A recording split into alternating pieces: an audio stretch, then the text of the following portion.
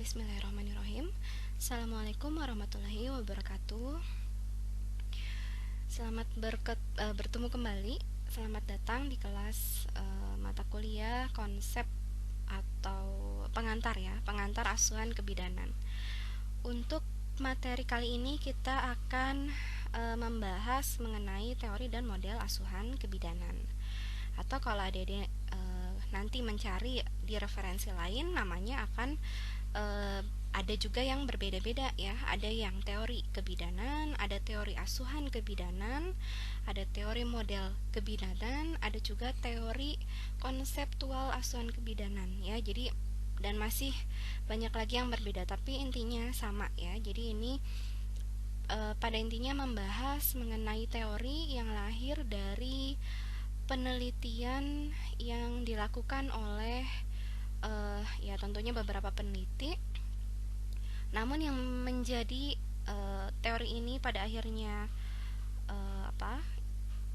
spesial atau istimewa ya, maksudnya sampai pada akhirnya diterapkan menjadi sumber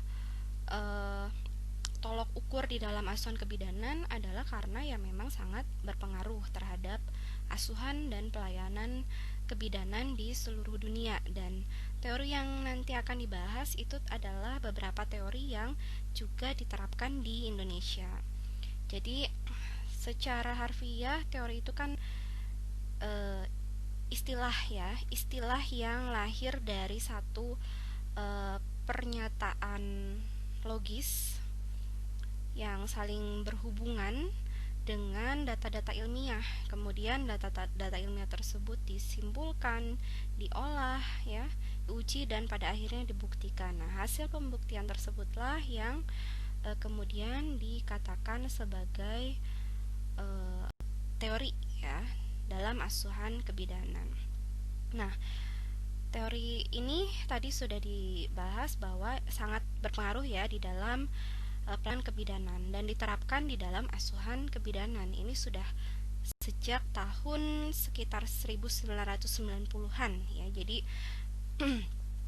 namun bukan berarti tidak update, tapi penelitian ini dilakukan bahkan ada yang sampai 20 tahun. Jadi ya di sanalah nilai penting dari hasil penelitian ini. Kemudian hasil dari penelitian atau teori ini juga yang jelas adalah memberikan kontribusi yang sangat besar ya di dalam dunia atau bidang kebidanan. Jadi bisa membantu dan bahkan memprediksikan fenomena yang ada di dalam kasus kebidanan ya. Lebih detailnya nanti kita. Jadi teori-teori tersebut ada 5 ya. Yang pertama adalah teori Reva-Rubin. Di teori ini kita bahas dulu masing-masing sepintas. Teori Reva-Rubin ini menekankan terhadap pencapaian peran sebagai ibu. Kemudian teori Ramona Mercer ini menekankan pada stres antepartum ya. Jadi kalau di kebidanan ada partum atau partus itu artinya melahirkan. Kalau ante itu artinya sebelum, kalau pos itu setelah melahirkan. Jadi antepartum adalah sebelum melahirkan atau yang disebut dengan kehamilan ya. Jadi stres di masa kehamilan. Kemudian teori Ernestine Wiedenbach, ibu sebetulnya tidak tahu pasti ya cara menyebutkan yang betulnya, cuman kurang lebih seperti itu. Teori ini menekankan pada mengulas tentang framework atau kerangka berpikir, kerangka bekerja bidan. Ada yang namanya agent, ada recipient, ada goal, dan ada mean. Kemudian ada teori Jane Ball, ini disebut juga dengan teori kursi goyang ya, cukup populer. Melihat semua aspek kebidanan kalau teori ini. Jadi tidak hanya di antepartum atau kehamilan, tidak hanya peran ibu ya, seperti teori lainnya. Kemudian ada juga teori Ella Joy yang menekankan pada lingkup melahirkan itu akan mempengaruhi personality ibu ya, seperti misalnya persiapan bidan kepada ibu di masa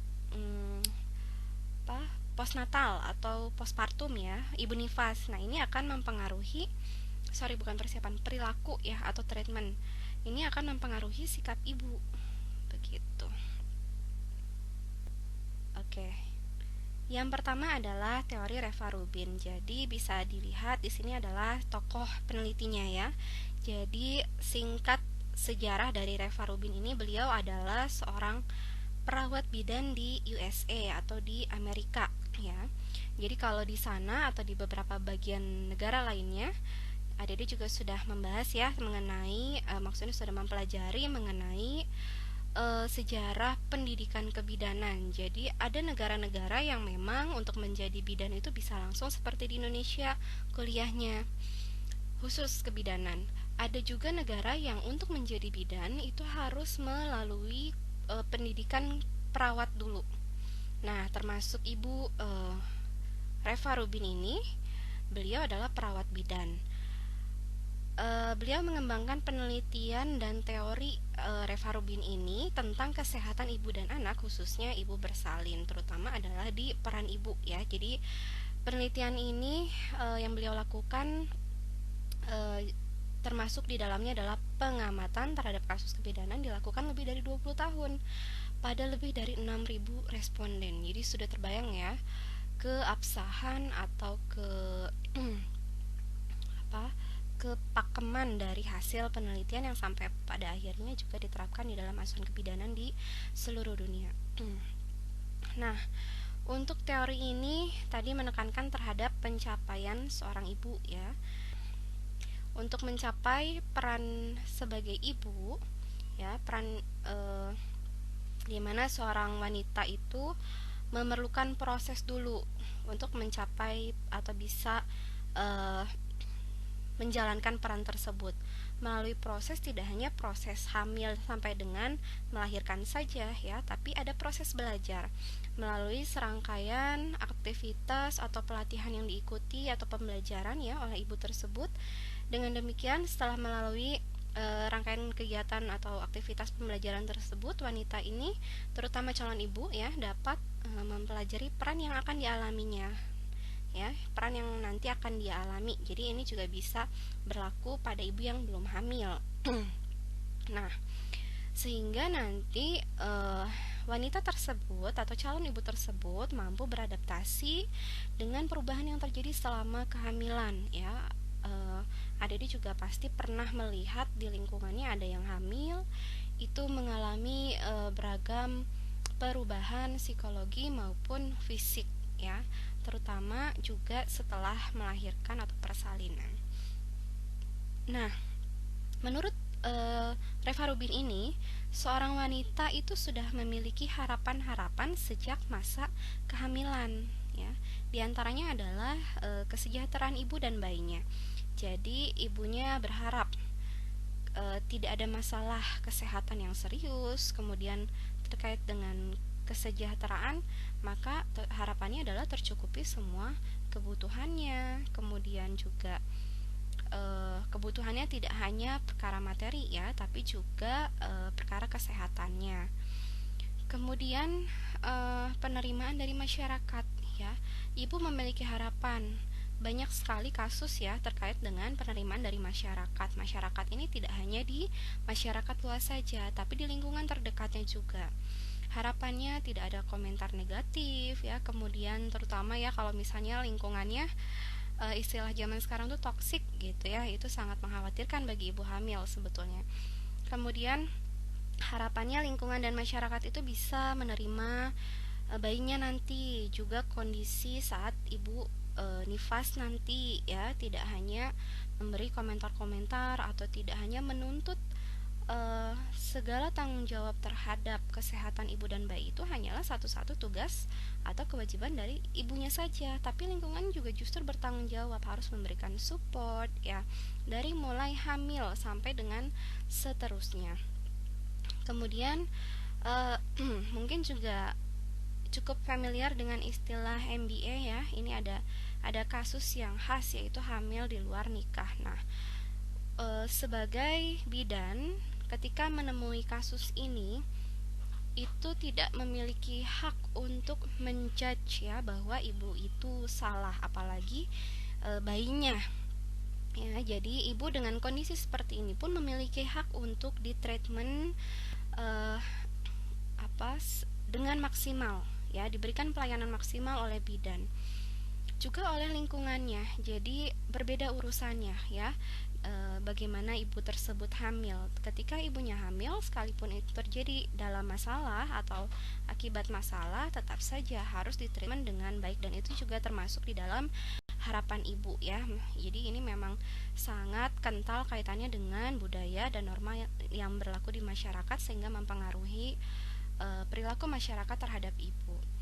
Juga akan berbeda ya antara ibu yang hamil anak pertama dengan anak keenam misalnya gitu ya, jadi anak yang sudah lebih banyak. Ibu dengan kehamilan anak pertama tentu akan memiliki harapan yang lebih besar terhadap keberlangsungan ibu dari hamil sampai dengan melahirkan dan seterusnya, terutama respon dari lingkungan dan masyarakat. Berbeda dengan ibu yang sudah akan melahirkan anak keenam misalnya, sudah lebih cuek gitu, harapannya juga akan berbeda karena pribadinya sudah lebih siap menghandle. Kemudian harapan ibu lainnya adalah penentuan identitas diri. Ini juga sama, berbeda dengan antara ibu yang hamil anak pertama dan ibu kehamilan anak kedua dan seterusnya. Ibu kehamilan anak pertama biasanya memiliki harapan yang lebih besar terhadap identitas diri ini, ingin menjadi ibu yang baik ya, yang terbaik, yang ideal gitu. Namun berbeda dengan yang kedua misalnya. Kadang ya karena memang sudah menghadapi realita ya dari pengalaman kehamilan dan persalinan sebelumnya atau dalam mengurus anak, harapannya tidak semuluk ibu di kehamilan pertama. Ya sudah, untung deh sehat juga gitu ya, nggak muluk-muluk deh mau misalnya punya fasilitas ini dan itu untuk perkembangan atau mengasuh anaknya ya, sehat juga udah untung gitu misalnya. Jadi berbeda sekali harapannya. Kemudian harapan selanjutnya adalah ibu berharap bahwa mengerti tentang arti memberi dan menerima. Ini jadi harapannya adalah ibu bisa paham bahwa nanti setelah memiliki anak itu, ibunya sudah tidak sendiri, sudah tidak sebebas saat sebelum hamil atau sebelum memiliki anak, atau bahkan saat hamil juga masih cukup bebas ya, karena sudah melahirkan ya pasti akan terikat oleh tanggung jawab ya. Jadi itu juga akan menjadi harapan ibu sejak hamil. Mudah-mudahan saya nanti bisa maksimal ya mengurus anak gitu, meskipun ya berbeda setiap orang ya ketika nanti sudah melahirkan, dan akan ada yang merasa fine-fine saja dengan tanggung jawab tersebut, ada yang merasa akan terbebani ya, dan disitulah peran bidan nantinya. Di dalam teori Reva Rubin ini ada tahap-tahap psikologis yang biasa dilalui oleh calon ibu ya dalam mencapai perannya. Jadi ingat ya, fokusnya adalah menekankan pada pencapaian peran. Yang pertama adalah anticipatory stage ya. Jadi di tahap ini seorang ibu ini mulai melakukan latihan peran dan memerlukan interaksi dengan anak yang lain. Jadi ini bisa berlaku pada ibu yang sudah hamil ya, anak pertama, artinya belum memiliki anak. Di tahap psikologis ini ibu memerlukan melakukan interaksi dengan anak yang lain ya, supaya bisa merasakan. Nah, ini juga akan berkaitan dengan tahapan psikologis yang kedua, yaitu honeymoon stage. Di tahap ini ibu mulai memahami sepenuhnya peran dasar yang akan ibu jalani nanti setelah memiliki anak ya. Jadi setelah tadi berinteraksi dengan anak yang lain, pada tahap ini ibu akan memerlukan dulu bantuan dari anggota keluarga lain. Untuk yang pertama terutama ya, yang memang belum memiliki pengalaman berinteraksi dengan anak kecil atau bahkan bayi. Jadi di tahap ini ibu bisa latihan tuh menggendong. Boleh yang dimaksud dengan anak lain ini boleh anak saudaranya, boleh keponakannya yang paling banyak mungkin ya. Kemudian juga bisa saja anak ibunya misalnya, atau anak tantenya gitu ya, anak tetangga. Nah, jadi di fase ini latihan menggendong, kemudian sesekali menyuapin atau bahkan memandikan ya. Tidak jarang pengalaman ibu pribadi saat dulu anak dari kakak ibu ya, waktu itu ibu bahkan masih kuliah, tapi di sana juga tidak masalah, sudah melakukan atau melalui tahap ini. Jadi ikut begadang, bahkan ikut begadang ketika bayinya nangis ya, kita support ibunya yang sudah kurang tidur, sudah cukup lelah ya, belum lagi disambi dengan pekerjaannya gitu. Jadi apa yang kita bisa bantu, di situ kita lakukan, mengganti popok, memberi apa, kalau dulu sih masih menggunakan ASI formula ya, masih belum eh, ya kebetulan tidak si eksklusif gitu ya, jadi ya sudah kita bantu saja. Nah, sebetulnya hal tersebut adalah merupakan salah satu tahap psikologi dalam mencapai peran ibu ya, tidak masalah dilakukan saat bahkan belum menikah. Kemudian Plateau stage atau tahap eh, di mana ibu ini mencoba ya, peran-peran yang tadi dilakukan kepada bayi yang lain dilakukan pada anaknya sendiri atau bayinya sendiri. Jadi terutama di awal-awal ya, ibu akan mencoba apakah ibunya mampu melakukan peran sebagai seorang ibu yang sesungguhnya. Nah, di tahap ini juga membutuhkan waktu, bahkan mungkin beberapa minggu sampai ibu kemudian bisa mandiri melanjutkan peran itu sendiri. Kemudian disengagement ya. Di tahap ini merupakan tahap akhir, yaitu tahap penyelesaian latihan peran sudah berakhir. Jadi ibu sudah bukan latihan lagi. Di tahap ini juga ibu sudah bisa dibilang autopilot ya. Jadi sudah dengan sendirinya otomatis bisa melakukan semua peran yang tadinya dibantu oleh. Selanjutnya adalah aspek-aspek yang diidentifikasi dalam peran ibu ya. Jadi di dalam peran ibu itu ada aspek-aspek berikut ya. Yang pertama adalah gambaran tentang idaman atau ideal image. Jadi peran ideal yang dilakukan oleh ibu ya saat nanti sudah memiliki anak. Peran-peran ideal ini menyangkut hal-hal atau kegiatan yang berkaitan dengan bagaimana seharusnya menjadi seorang ibu yang baik ya, yang ideal gitu.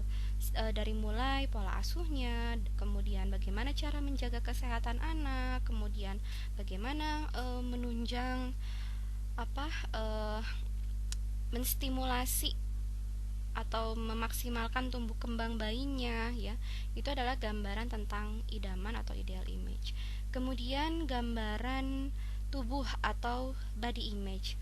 Jadi gambaran tubuh ini berkaitan dengan fisik ya, bagaimana ibu memandang fisiknya,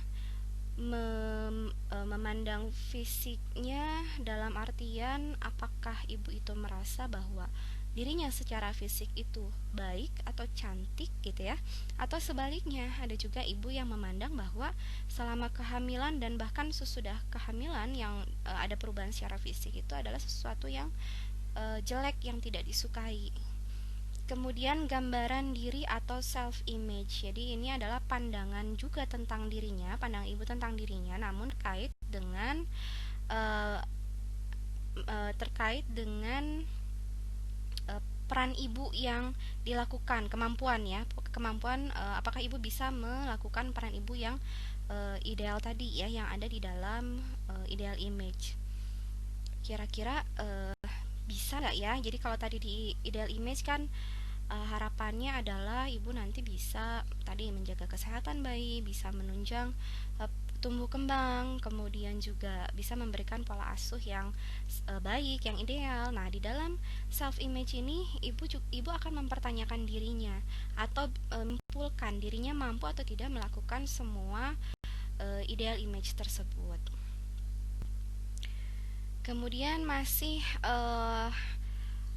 menurut Reva Rubin ya, bahwa di dalam mencapai peran ibu ada beberapa tahapan aktivitas penting dulu ya sebelum bisa mencapai peran tersebut. Yang pertama adalah fase taking on atau tahapan meniru. Ini mirip juga dengan tadi di tahapan psikologi. Namun kalau ini terkait dengan aktivitas ya.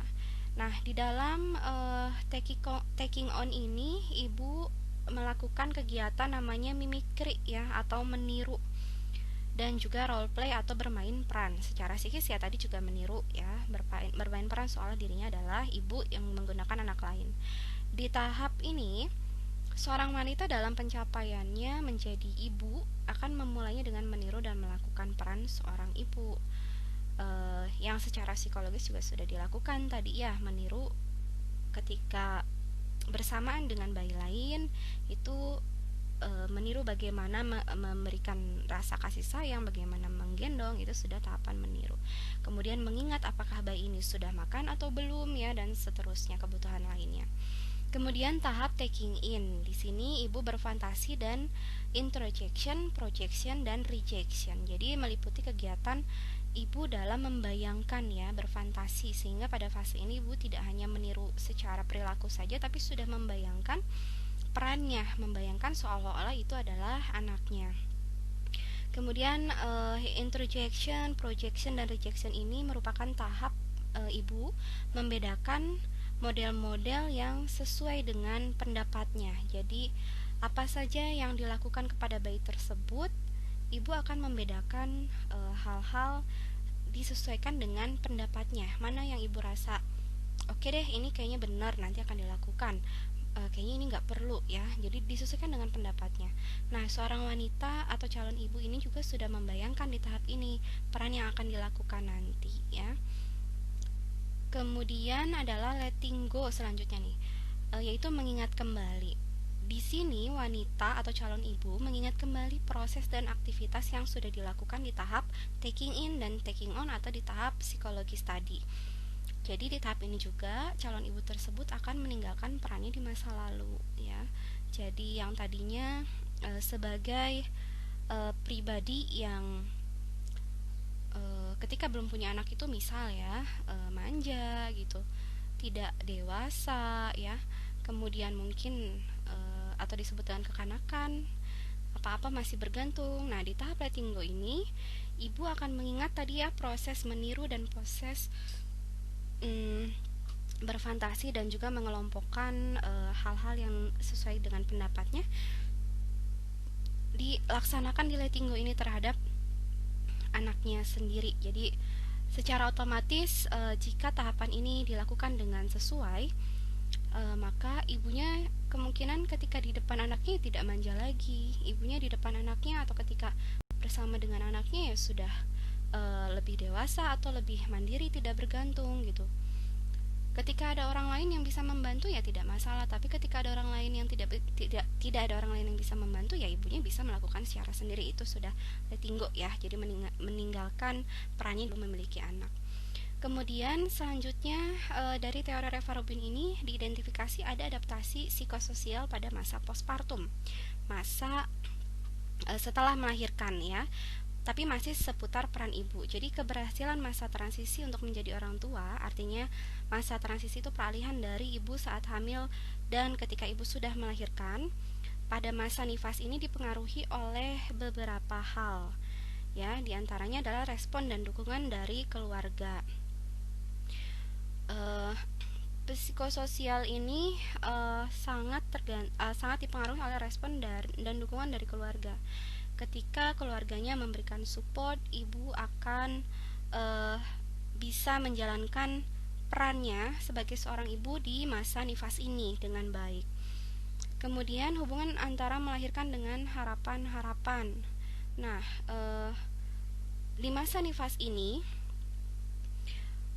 yang tadinya di awal ibu sudah memiliki harapan ya ketika ibu sudah melahirkan, ketika ibu sudah melahirkan ya, yang diharapkan dari sejak masa ibu hamil ini akan berubah berkaitan dengan pengalamannya saat melahirkan ya, yaitu tadi yang harapannya misalnya tinggi, kemudian berubah menjadi sedikit lebih menurun, harapannya tidak setinggi saat hamil karena ada pengalaman saat melahirkan ya, masih sakit lah badannya, kemudian ya masih secara psikologis juga masih agak kaget ya, ini ada satu manusia baru gitu ya yang dilahirkan gitu, masih merasa asing dengan bayinya.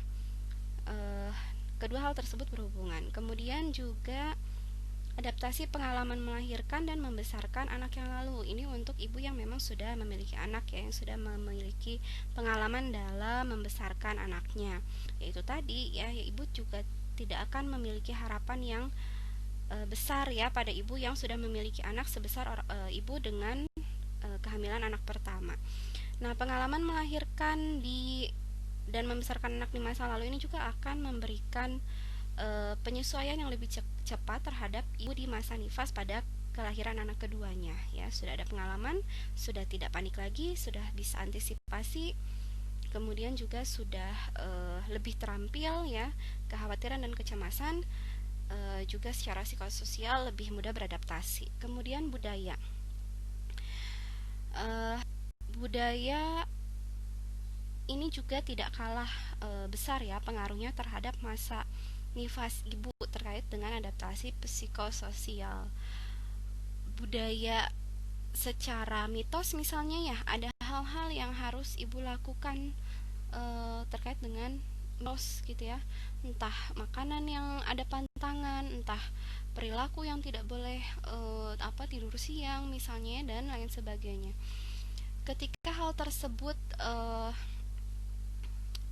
cukup membebani ibu ya, hal-hal yang tidak perlu dilakukan, ibu harus mengeluarkan tenaga, harus mengeluarkan pikiran, maka ibu juga itu akan mempengaruhi psikososial ibu di masa postpartum. Jadi kalau misalnya meringankan ya itu tidak masalah ya, justru akan mensupport ibu secara psikososial, akan membantu ibu mencapainya di masa nifas ini sebagai orang tua.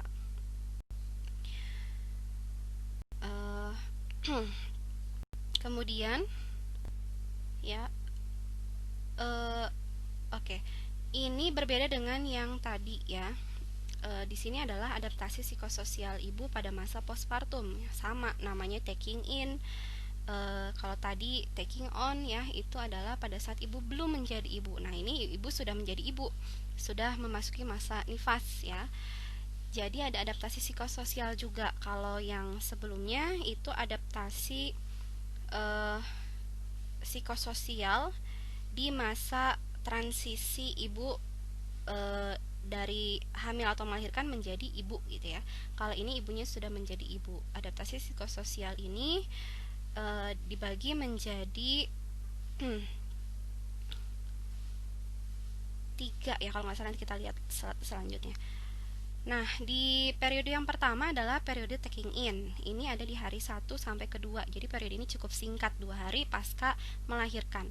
Di periode ini ibu akan fokus pada dirinya sendiri dulu, akan mencoba memahami dulu perubahan pada dirinya ya, yang perutnya tadinya keras sekarang sudah lebih kempes, kemudian juga belum aware pada kebutuhan bayinya. Jadi di periode ini bidan punya peran untuk menghilangkan rasa sakit ibu, untuk membantu pemulihan ibu dulu, menganjurkan ibu untuk istirahat dan makan ya. Jadi perhatiannya masih cukup terfokus kepada ibu.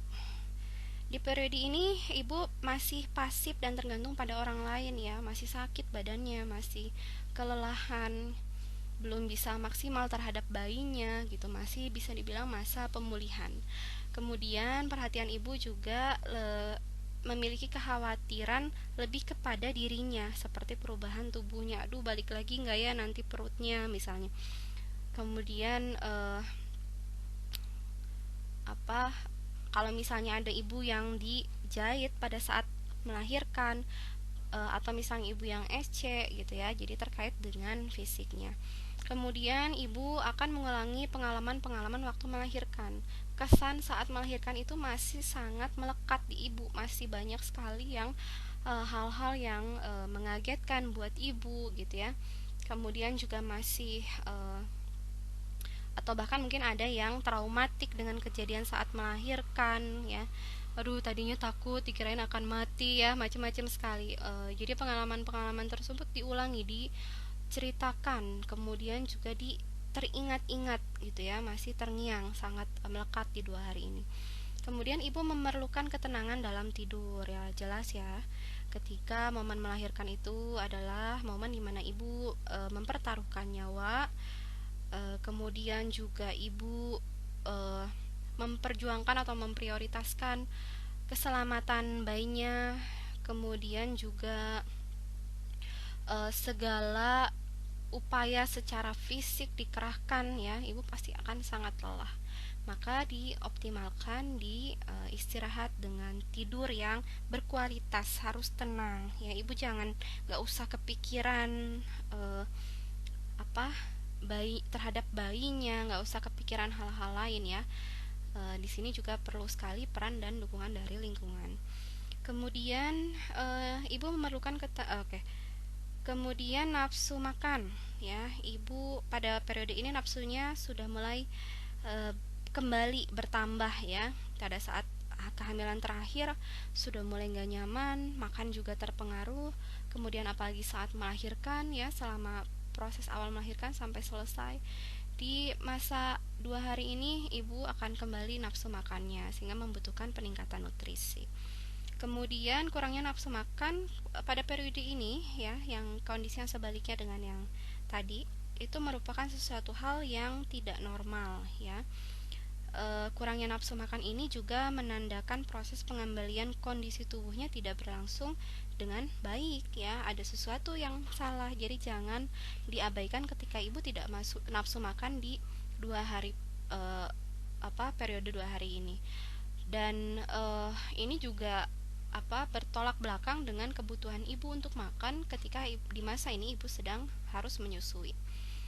Kemudian periode selanjutnya di hari kedua dan hari keempat adalah taking hold.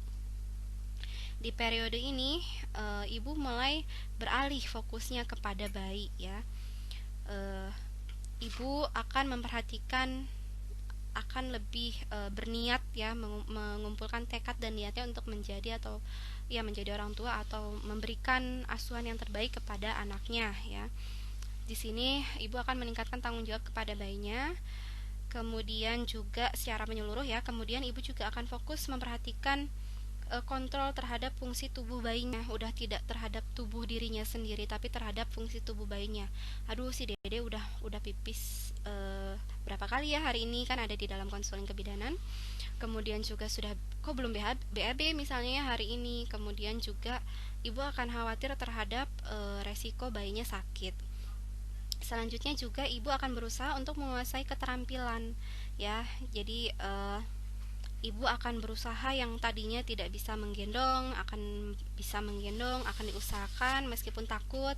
Tadinya khawatir ketika memberikan ASI kepada bayinya, jadi bisa ya. Tadinya tegang, ibunya duduk pegal gitu ya. Selanjutnya ibu akan lebih luas, bisa sambil tiduran dan posisi lainnya.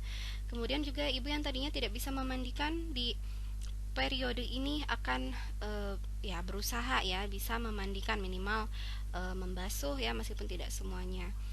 Kemudian juga bahkan mengganti popok ya. Ada ibu yang memang tidak bisa melakukan hal tersebut, tapi di periode ini secara psikis ibu akan lebih siap. Ibu juga akan cenderung terbuka menerima nasihat dari bidan dan kritikan pribadi. Tadi kalau di di periode pertama ya, periode 1 itu hari ke-1 dan kedua secara otomatis juga bidan akan lebih memberikan perhatian terhadap rasa sakit ibu, pemulihan dan lain sebagainya. Nah, di masa ini, di periode yang kedua ini, bidan sudah boleh memberikan konseling dan masukan terhadap ibu ya, yang terkait dengan kekurangan ibu ketika mentreatment anaknya atau memberikan asuhan kepada anaknya. Sudah tidak sesensi hari pertama dan kedua ya, sudah lebih berlapang dada untuk memberikan asuhan kepada anaknya atau merawat anaknya. Kemudian ibu, oke, ini poin terakhir, mohon nanti bisa Dede catat ya. Ini belum diganti sepertinya ya. Jadi yang selanjutnya ketika ibu sudah terbuka ya, lebih terbuka untuk menerima nasihat.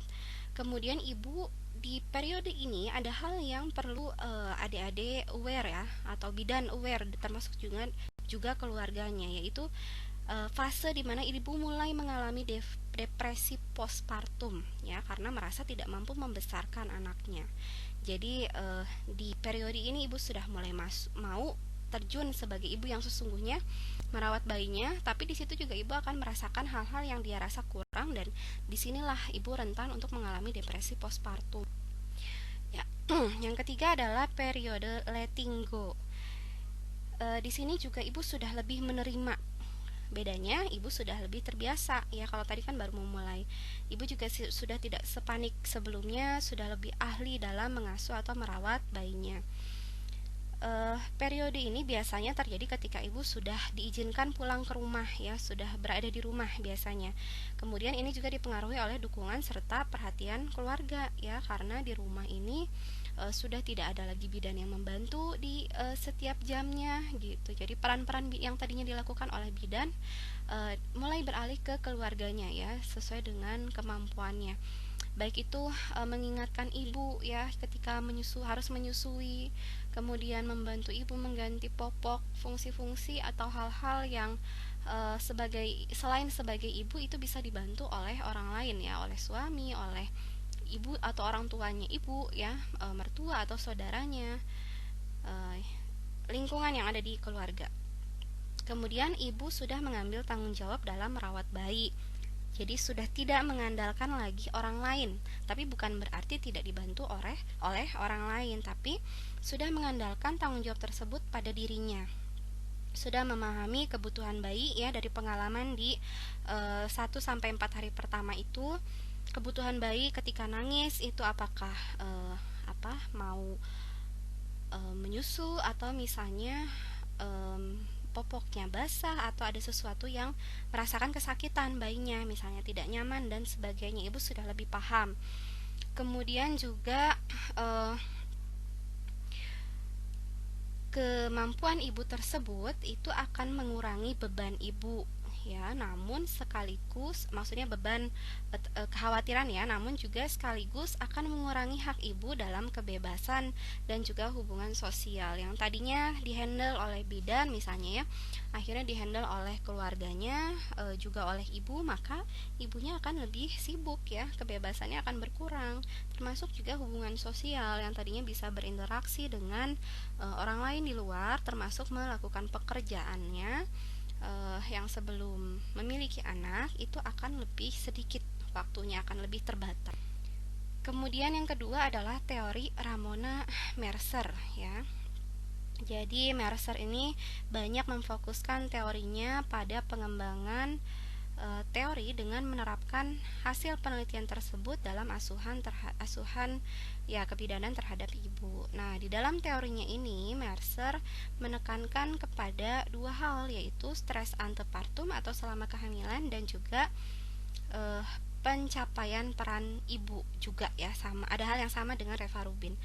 Nah, efek stres terhadap antepartum ini memiliki pengaruh yang besar kalau menurut Mercer ya terhadap ibu sampai dengan nanti postpartum ya, juga berpengaruh terhadap pencapaian peran.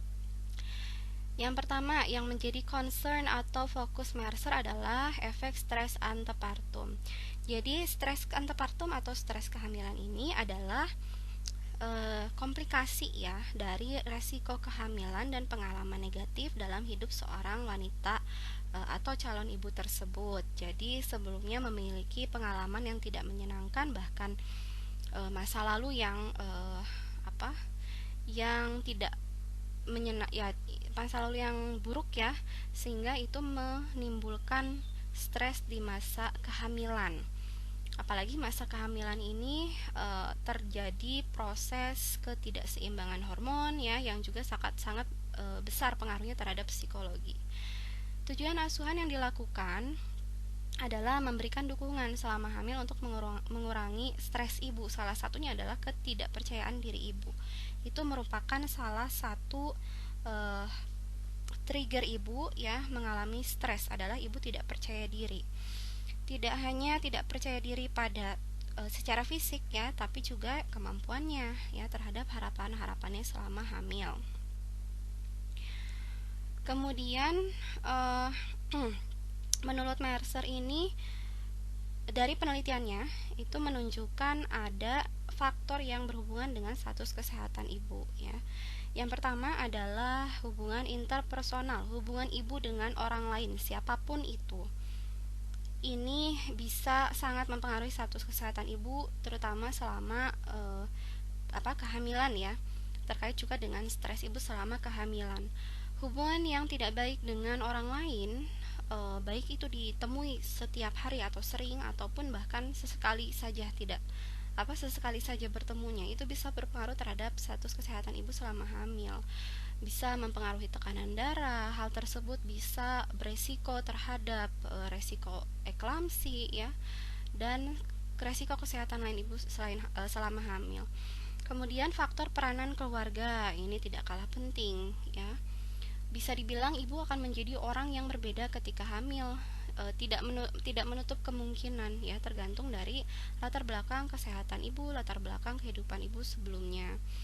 Kemudian stres antepartum itu sendiri kalau sudah terjadi, ini akan mempengaruhi kesehatan ibu dan juga janin. Tidak hanya terhadap perubahan tekanan darah, tapi akan mempengaruhi aktivitas ibu sehari-hari. Ada yang stresnya menyebabkan ibu menjadi mager ya, aktivitasnya di kasur terus, mobilisasi kurang, nanti akan meningkatkan kadar gula di dalam tubuh ibu ya, energinya tidak berubah, asupan nutrisinya tidak berubah menjadi energi ya. Kemudian itu resikonya adalah menjadi giant baby dan obesitas pada ibu dan resiko kesehatan lainnya. Kemudian dukungan sosial ini lebih luas lagi. Biasanya adalah dari keluarga di ring selanjutnya ya, bukan ring pertama. Misalnya saudara sepupu, kemudian juga tante, om atau paman misalnya ya. Kemudian tetangga dan masyarakat lainnya. Kalau misalnya tidak mendukung secara moral kehamilan ibu ya, termasuk misalnya gosip-gosip ya yang nyinyir, atau misalnya juga ketika sedang berinteraksi secara sosial, ibu hamil ini dianggap eh, tidak perlu lagi terlibat di interaksi pada umumnya ya, misalnya kegiatan di komplek rumahnya karena sedang hamil, nggak usah, jadi terisolir secara sosial. Itu akan menyebabkan stres antepartum. Rasa percaya diri ini sudah jelas ibu mengalami perubahan fisik, namanya perut membesar, konotasinya adalah gendut ya. Dalam kondisi ini ibu akan lebih merasa tidak percaya diri, beberapa ibu. Kemudian secara psikis juga, sebelumnya di pengalamannya ketika belum hamil, di lingkungannya sering mengomentari orang lain misalnya ya, yang mengalami kehamilan itu menjadi jelek misalnya. Maka secara psikologis itu akan mempengaruhi rasa percaya ibu ketika ibu mengalami fase tersebut, fase kehamilan tersebut. Kemudian faktor penguasaan rasa takut, ragu, dan depresi. Secara alami, ketakutan, keraguan ibu, dan kecemasan ibu di masa kehamilan itu adalah sangat wajar ya, bukan sesuatu yang abnormal. Nah, penguasaan ibu terhadap perasaan-perasaan tersebut sangat berpengaruh. Kalau ibu bisa yang namanya coping atau mengatasi perasaan-perasaan tersebut, kemudian ketika menghadapi perasaan tersebut ibu bisa coping dengan cara misalnya melakukan afirmasi positif terhadap dirinya, mensugesti dirinya, kamu bisa, kamu sehat misalnya ya, tidak apa-apa memiliki rasa cemas selama kehamilan. Nah, bisa dikuasai rasa tidak nyaman tersebut secara psikologi, maka akan menghindarkan ibu dari stres selama kehamilan. Kemudian peran ibu, menurut Mercer ini, maternal role ya, atau peran ibu ini menurut Mercer adalah bagaimana seorang ibu bisa memperoleh identitas baru yang membutuhkan pemikiran dan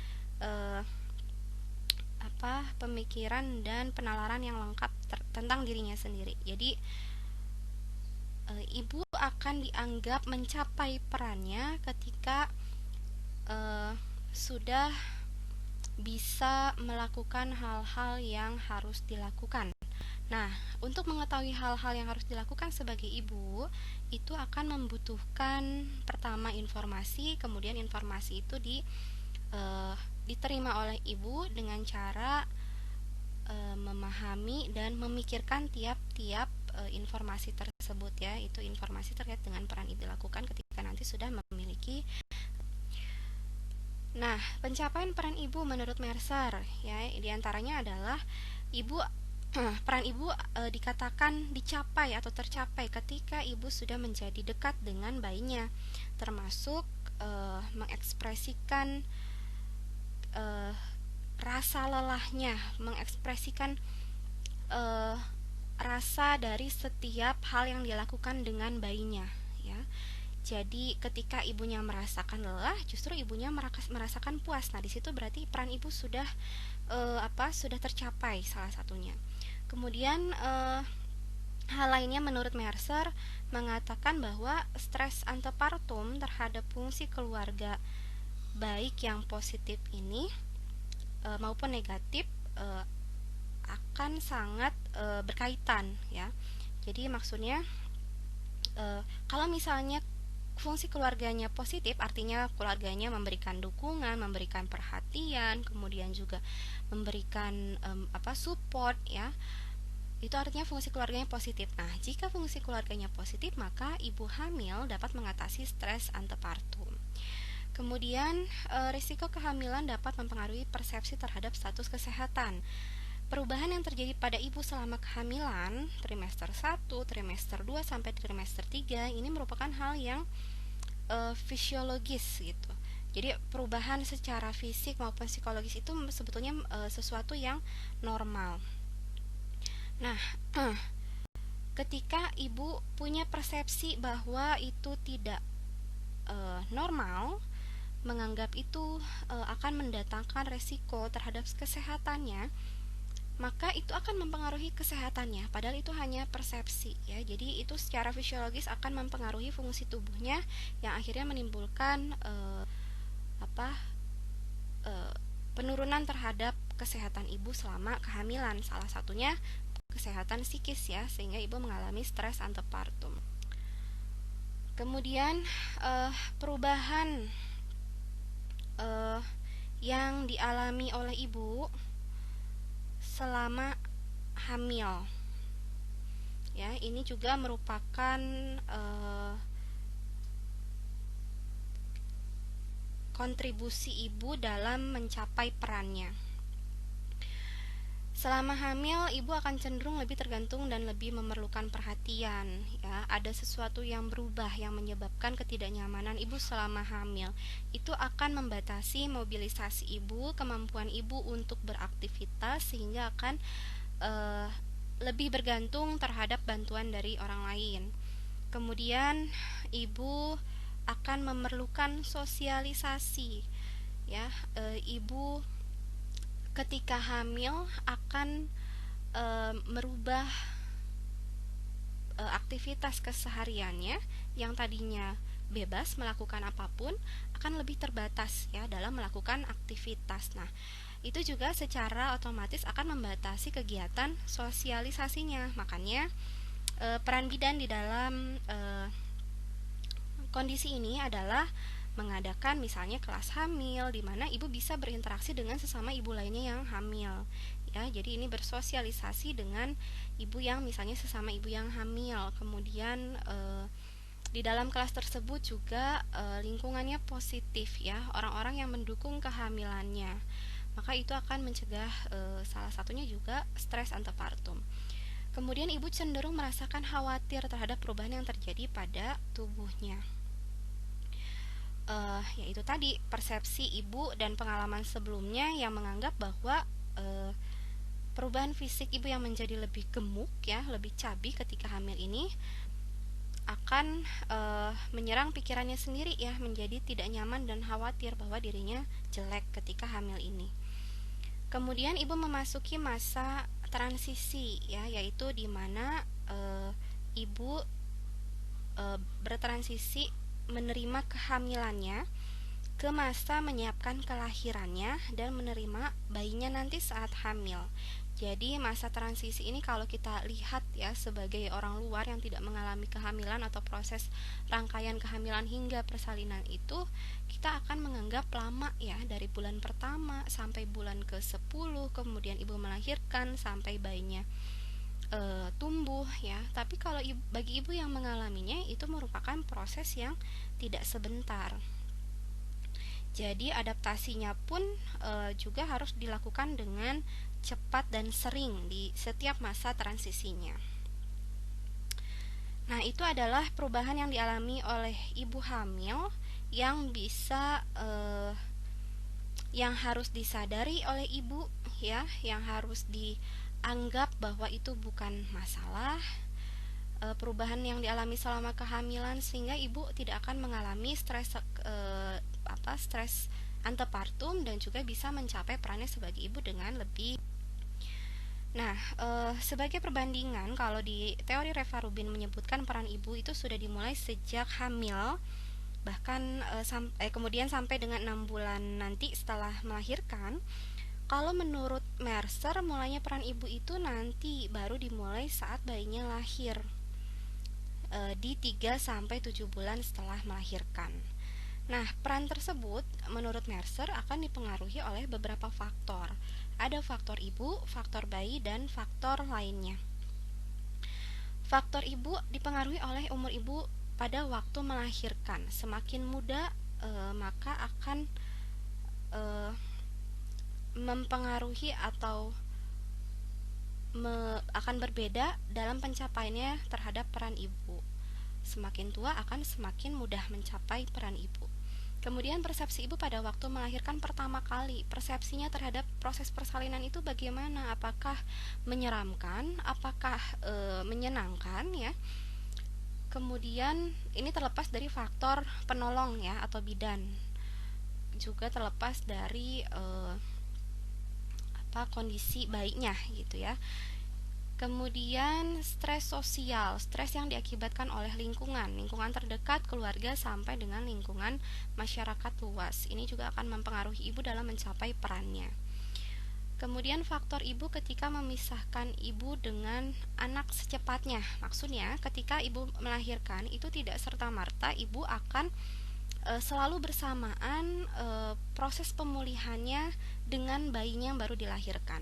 Ada ibu yang bisa pulang lebih cepat ya, hari kedua sudah bisa pulang, hari pertama kalau kondisinya sangat baik juga bisa pulang. Tapi bisa jadi misalnya kondisi bayinya tidak sama sehatnya dengan ibunya, maka bayinya harus tetap dirawat di fasilitas kesehatan. Nah, kondisi tersebut, kondisi di mana ibu dipisahkan dengan anaknya akan mempengaruhi peran ibu ya. Jadi ibu akan lebih lama untuk bertemu dengan bayinya, ibu akan lebih lama masuk di tahap letting in tadi ya, sehingga untuk proses atau tahap selanjutnya letting go dan letting hold dan letting go itu akan lebih lama lagi, tidak di hari 2 dan keempat, mungkin akan lebih lama, 1 minggu atau lebih lama. Kemudian faktor dukungan sosial ya. Kalau tadi spesifik stres sosial, kalau ini dukungan sosial. Kalau misalnya lingkungan mendukung ya secara material, secara moral, kemudian ya mendukung segala hal yang berkaitan dengan merawat anak, itu akan memperbaiki konsep diri ibu bahwa tidak ada masalah dirinya selama memiliki anak ini gitu, selama ibunya merawat anaknya. Jadi peran ibu juga akan dapat dicapai lebih cepat. Kemudian sifat pribadi, kepribadian ibunya bagaimana? Kalau misalnya ibu memiliki kepribadian yang dewasa, kemudian sabar ya, kemudian kepribadian lainnya ya, ibu akan bisa mencapai perannya sebagai ibu lebih cepat. Tapi kalau sifat atau kepribadian ibu sebaliknya negatif, maka pencapaian perannya akan lebih lama. Apa-apa inginnya dibantu, apa-apa inginnya inginnya sama asisten misalnya ya. Jadi pencapaian peran menjadi ibunya akan lebih lama. Kemudian sikap terhadap membesarkan anak ya. Kalau misalnya ibu dalam ya ketika membesarkan anaknya atau bayinya itu memiliki sikap yang uh, ya karena membesarkan itu nanti anak juga akan besar dengan sendirinya, tidak perlu terlalu diperhatikan, misalnya tidak perlu terlalu diawasi. Nah itu juga peran ibunya akan lama tercapai. Kalau misalnya ibu lebih perhatian terhadap proses dalam membesarkan anak, ya aware terhadap hal-hal atau risiko dari tumbuh kembang bayinya atau anaknya, nah peran ibunya juga akan lebih cepat tercapai. Kemudian status kesehatan ibu, ya jelas ya, yang menjadi faktor utama atau yang menjadi uh, yang memiliki peran utama dalam mencapaian peran ibu ya adalah ibu itu sendiri. Kalau misalnya ibunya sakit, maka lagi-lagi akan tertunda ya tahapan ibu mencapai perannya.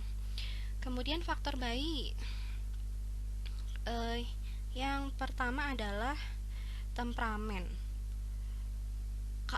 Temperamen pada bayi bukan berarti bayinya marah-marah ya, tapi misalnya bayinya mengalami tantrum,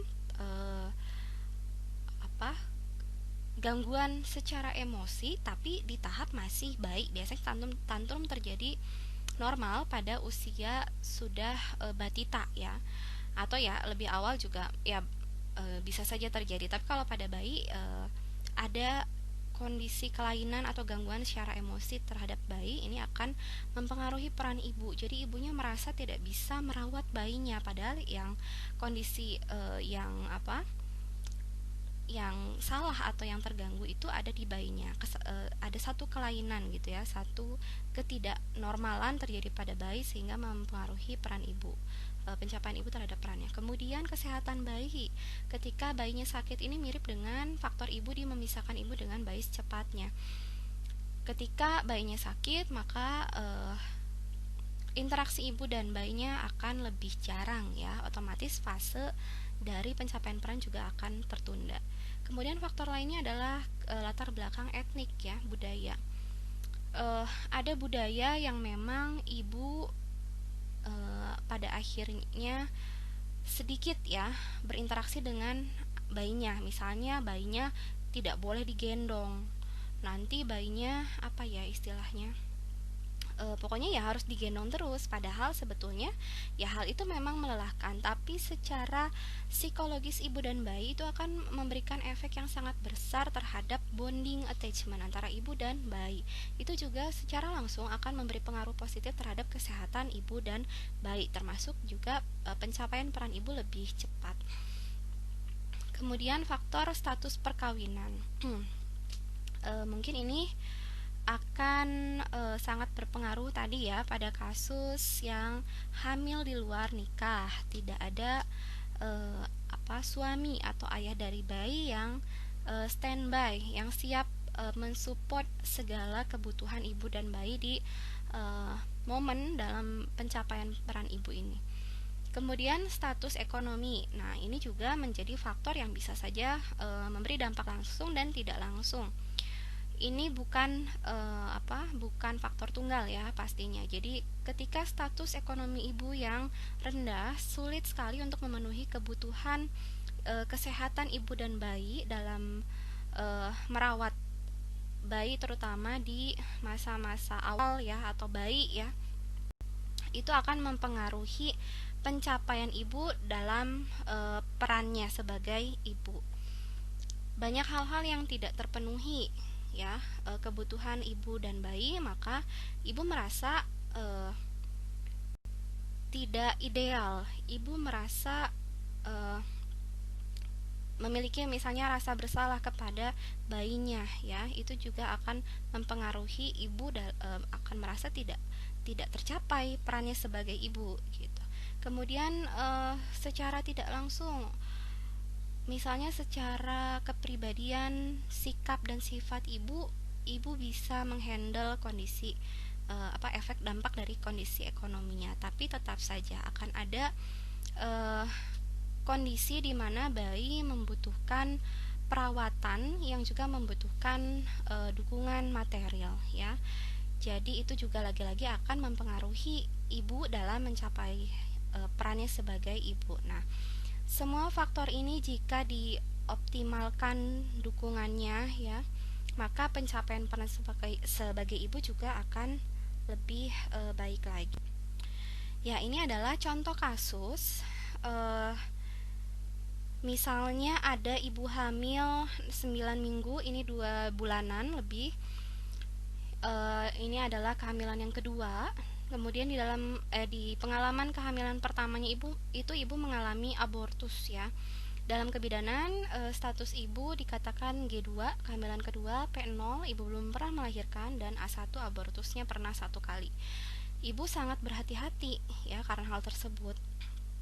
Sangat berhati-hati dalam kehamilan yang sekarang, dan ibu sangat khawatir. Tidak hanya hati-hati, kalau hati-hati kan bagus ya, tapi selain sangat berhati-hati, ibu juga sangat khawatir bahwa di kehamilannya ini akan mengalami hal yang sama dengan kehamilan sebelumnya, abortus.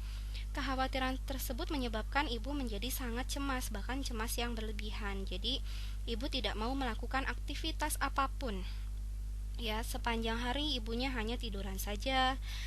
Kemudian secara psikologi juga ibu menjadi stres ya dalam kehamilan ini.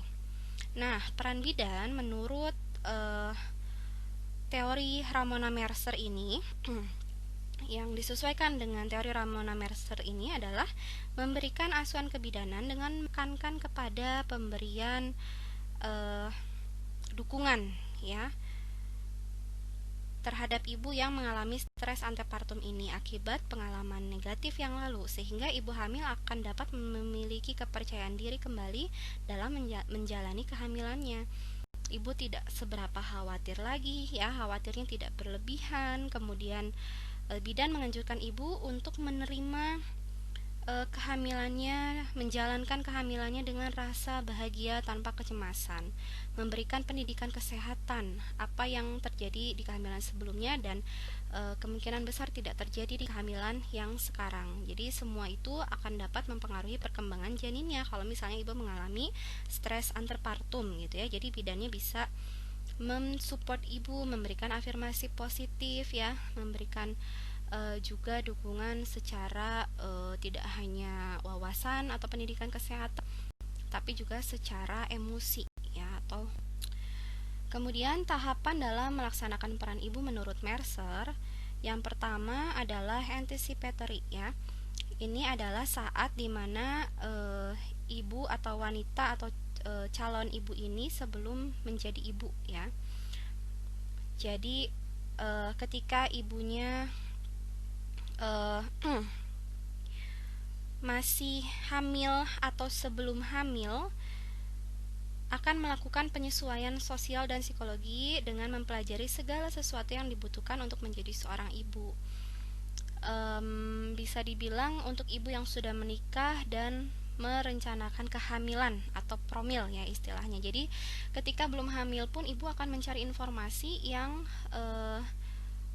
mengenai ibu hamil, mengenai parenting ya, itu semua dipersiapkan ya untuk melatih dirinya, mempersiapkan dirinya secara sosial dan psikologis. Kemudian tahapan formal. Di tahapan ini wanita tersebut ya atau calon ibu tersebut akan memasuki peran ibu yang sebenarnya. Maka bimbingan peran ini dibutuhkan sesuai dengan kondisi di sistem sosialnya, disesuaikan dengan latar belakang budayanya, latar belakang atau karakteristik ibu, karakteristik sosial. Tahapan ini dimulai dengan peran sesungguhnya sebagai ibu ya.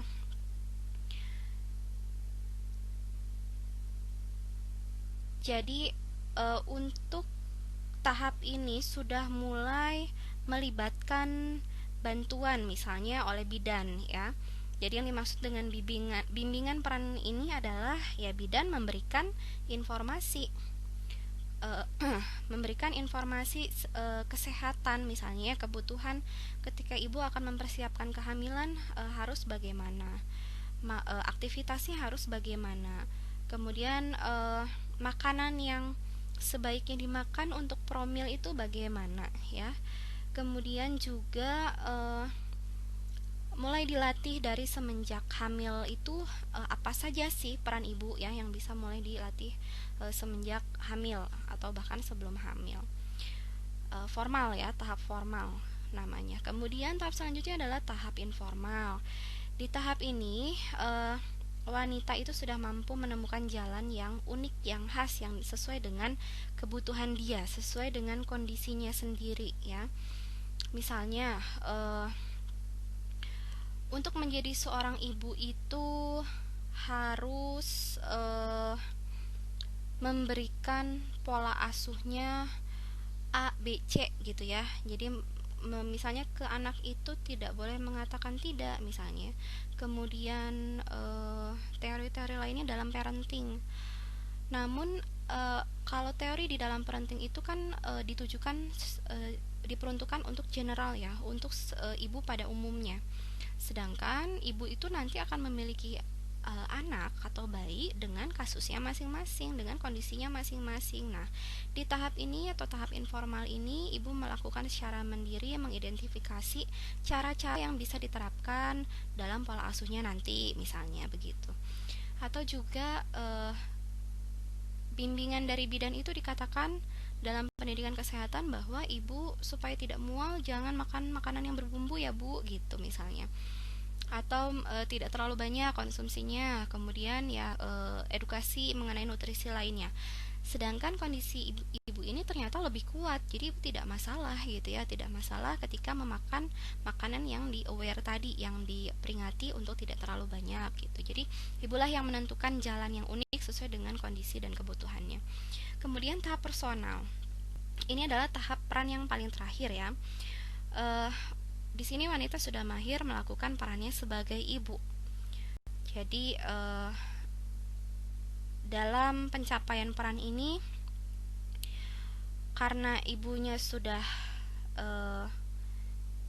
melakukan hal-hal yang sesuai kondisi, kebutuhan, dan juga sesuai anjuran, maka ibu sudah dianggap tercapai perannya.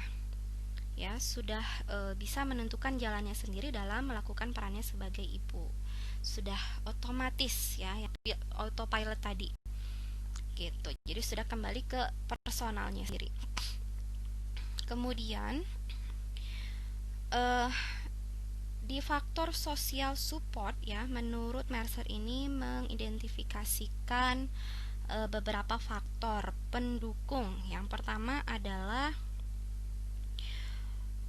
emotional support ya, yaitu seperti perasaan mencintai, penuh perhatian dari lingkungannya, penuh percaya dari lingkungannya bahwa ibu bisa menjadi ibu yang baik gitu ya, dan pengertian dari lingkungannya atas kebutuhan-kebutuhan ibu. Jangan khawatir gitu ya, jadi itu merupakan emotional support. Kemudian informational support, dukungan informasi. Jadi memberikan informasi yang sesuai dengan kebutuhan ibu sehingga dapat membantu ibu untuk menolong dirinya sendiri, kemudian juga menolong ibu dalam membesarkan dan merawat bayinya. Physical support, dukungan fisik, misalnya membantu merawat bayi untuk mensupport ibu yang sedang lelah, yang sedang pegal gitu ya, setelah merawat bayinya. Termasuk juga physical support ini adalah dukungan dana ya, pokoknya sifatnya fisik. Kemudian juga dukungan fasilitas, nah itu termasuk ke physical support. Memasang lampu yang wattnya lebih besar selama beberapa bulan pertama bayinya lahir, nah itu juga termasuk physical support sekaligus emotional support. Karakteristik ibu ini adalah diantaranya umur, tingkat pendidikan, kemudian ras atau sukunya ya, kemudian juga status perkawinan, status ekonomi, dan konsep diri ibu sendiri. Jadi berdasarkan karakteristik ibu kita memberikan support apapun, karena ibu masih sangat muda, belum banyak ilmunya mengenai parenting, mengenai bagaimana membesarkan anak atau bayi, maka kita bantu. akan berbeda dukungannya kepada ibu yang sudah lebih dewasa ya. Kemudian pada ibu yang tingkat pendidikannya cenderung rendah, misalnya lulusan SD misalnya, maka wawasannya mengenai parenting atau bagaimana membesarkan anak, tentang kesehatan anak juga akan tidak sebanyak yang latar belakang pendidikannya tinggi gitu ya. Kemudian juga berdasarkan ras atau sukunya ya, atau budaya. Jadi mungkin kita akan memberikan support yang tidak melanggar batas-batas aturan di budayanya. Mungkin kalau di luar negeri dukungan ibu secara fisik bisa saja dilakukan oleh orang lain yang laki-laki gitu ya. Tapi kalau di Indonesia hal itu tidak bisa dilakukan. Itu merupakan dukungan berdasarkan karakteristik ibu, karakteristik ras atau budaya ibu. Status perkawinan ya, ini akan jelas membutuhkan support yang lebih besar dibandingkan dengan ibu yang dalam status perkawinan. Maksudnya yang ibu tidak dalam status perkawinan seperti hamil di luar nikah ya, supportnya itu akan membutuhkan lebih besar dibandingkan ibu yang dalam status perkawinan menikah. Status ekonomi sama ya, ini akan lebih membutuhkan support yang lebih besar karena dalam rangka membantu pemenuhan kebutuhan kesehatan ibu dan bayi, juga konsep diri ibu, bagaimana ibu memandang dirinya ya. Ibu dengan konsep diri negatif akan membutuhkan support lebih besar. Kemudian appraisal support ya, dukungan penghargaan. Ini memungkinkan ibu mampu mengevaluasi atau introspeksi diri dalam pencapaian perannya sebagai seorang ibu, atau juga bisa dilakukan oleh lingkungannya, suami, mertua, ibu gitu ya, ibu kandung dan lingkungan lainnya. Ketika sudah melakukan hal yang sesuai dengan peran ibu, maka diapresiasi, dipuji, di reinforcement, dukung apalagi yang bisa dilakukan untuk merawat bayinya sesuai dengan perannya sebagai seorang ibu. Kemudian teori yang ketiga ini adalah teori Ella Joy Lerman. Ya, dalam perjalanan profesi kebidanan, Ella Joy Lerman ini melihat semakin banyaknya tugas yang dibebankan kepada bidan ya, yang harus dilakukan dengan penuh tanggung jawab, penuh profesionalisme gitu. Kemudian pada akhirnya Ella Joy menjadikan hal ini sebagai latar belakang penelitian dan muncullah teori kebidanan berdasarkan hasil penelitiannya, yaitu menginginkan agar bidan dapat melihat semua aspek praktik pengasuhan kepada ibu ya, baik itu ibu saat hamil dan juga memberikan ibu saat bersalin. Jadi peran-peran ini bisa juga didukung atau bekerja sama dengan ibu sebagai klien maupun lingkungan ibu atau juga pihak lainnya. Nah, menurut Ella Joy ini ada yang namanya adaptasi psikososial di masa postpartum ya, karena menekankan di masa postpartum. Tujuan penelitian Ella Joy ini adalah mengidentifikasi komponen yang saling mempengaruhi di dalam praktik kebidanan di masa postpartum ini. Nah,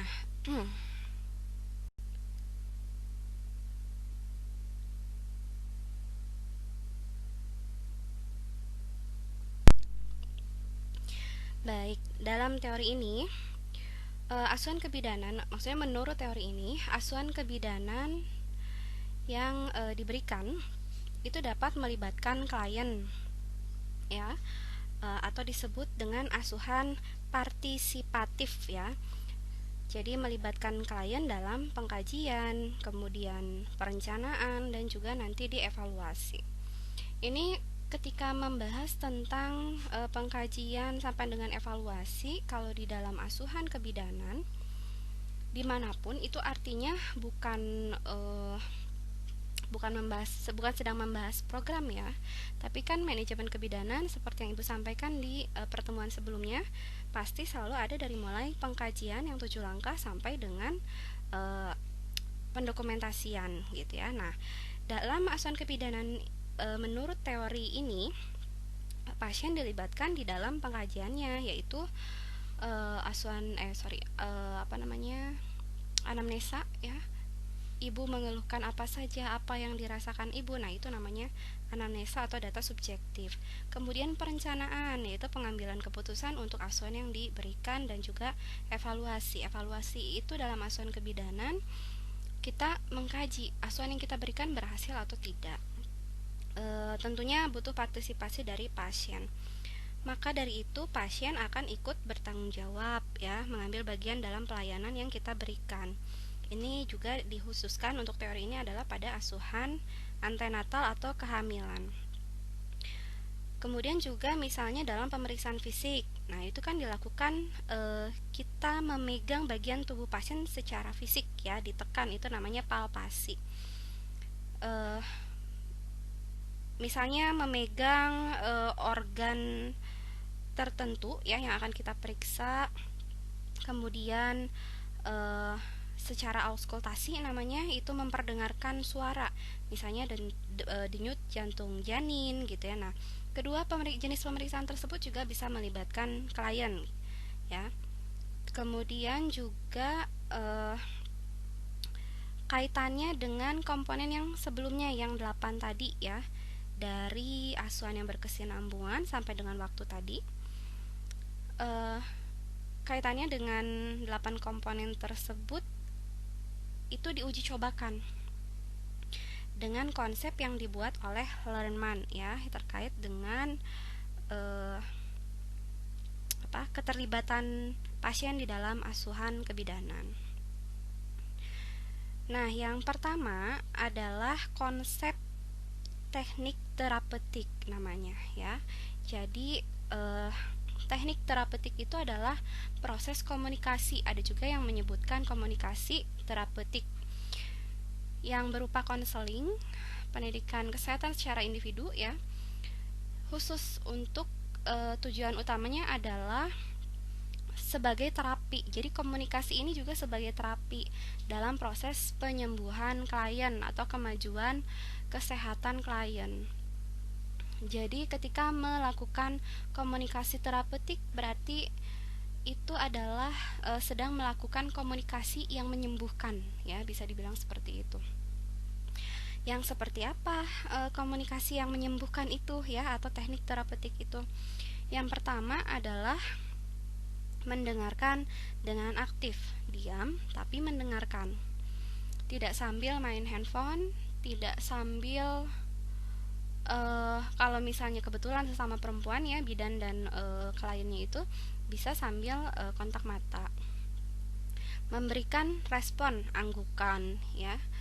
Kemudian mempersilahkan klien untuk berbicara. Nah, itu salah satu beberapa teknik dalam mendengarkan aktif. Kemudian mengkaji masalah dengan bertanya kepada pasien. Kita kaji masalahnya secara subjektif namanya ya. Jadi menanyakan keluhannya, kemudian